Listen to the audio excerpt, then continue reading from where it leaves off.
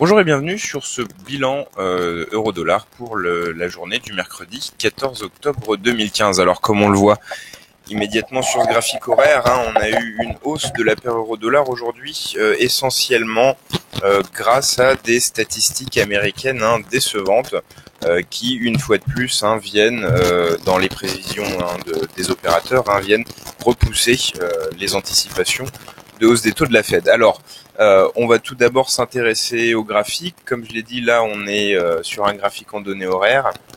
On voit effectivement que on avait récemment pris appui sur le support des 1,1350 ici, et la cassure des 1,14, 1,14, 1,14,10 a créé une accélération baissière. On est en train de marquer une nouvelle phase. On est dans une accélération haussière là sur la paire euro-dollar. On est très proche des 1,1445 en cette fin de séance des 1,1450 avec des derniers sommets sur les 1,1445-46 en cette fin de séance européenne. Donc c'est la prochaine cible à franchir, le seuil des 1,1450 en ce qui concerne le court terme.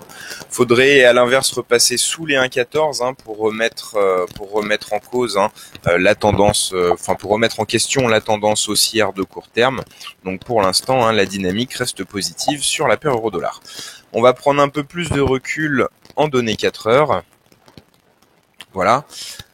Pour se rendre compte qu'on s'approche d'un seuil effectivement important. On l'avait repéré en tant que seuil psychologique sur le graphique 1 heure, le seuil des 1,1450, mais on voit que c'est plus qu'un seuil psychologique. Ça correspond également à un sommet important qui date du 18 septembre sur les 1,1458 précisément. Donc on peut considérer que la zone 1,1450-60, ça sera une résistance assez significative. Avec pas loin derrière donc le seuil psychologique est très rond des 1,15.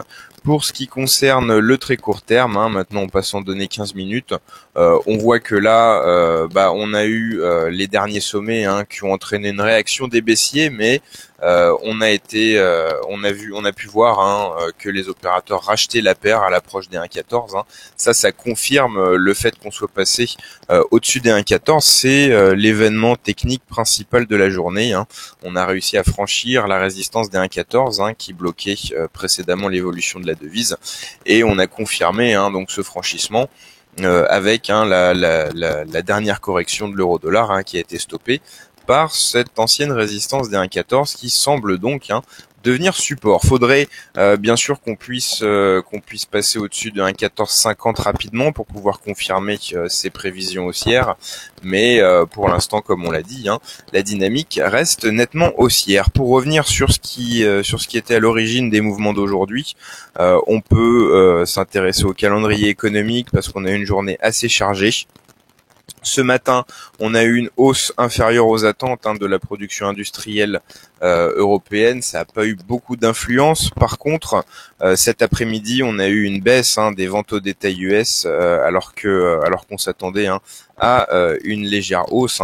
Donc une mauvaise nouvelle pour une des statistiques américaines les plus importantes, avec également au même moment les prix à la production qui sont ressortis inférieurs aux attentes. Donc deux mauvaises statistiques US qui viennent repousser une fois de plus les anticipations de hausse des taux de la Fed. On sait que la Fed et sa politique monétaire est actuellement très très liée aux données économiques américaines. Donc en gros la mécanique est simple: mauvaise donnée économique, on a des chances de voir la Fed repousser la hausse des taux.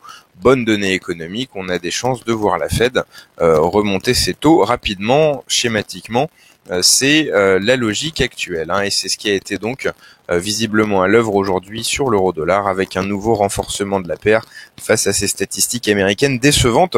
La journée n'est pas finie, vu que ce soir à 20h on aura le livre beige de la Fed. C'est pas un document qui fait souvent décaler les marchés, mais ça reste quand même un document d'analyse économique qui sert de base aux discussions du comité de politique monétaire de la Fed, donc quelque chose qu'il sera bien sûr intéressant de surveiller. Voilà, on a maintenant terminé ce bilan euro-dollar pour la journée du mercredi 14 octobre 2015. Je donne rendez-vous demain matin pour refaire le point sur la paire principale du Forex.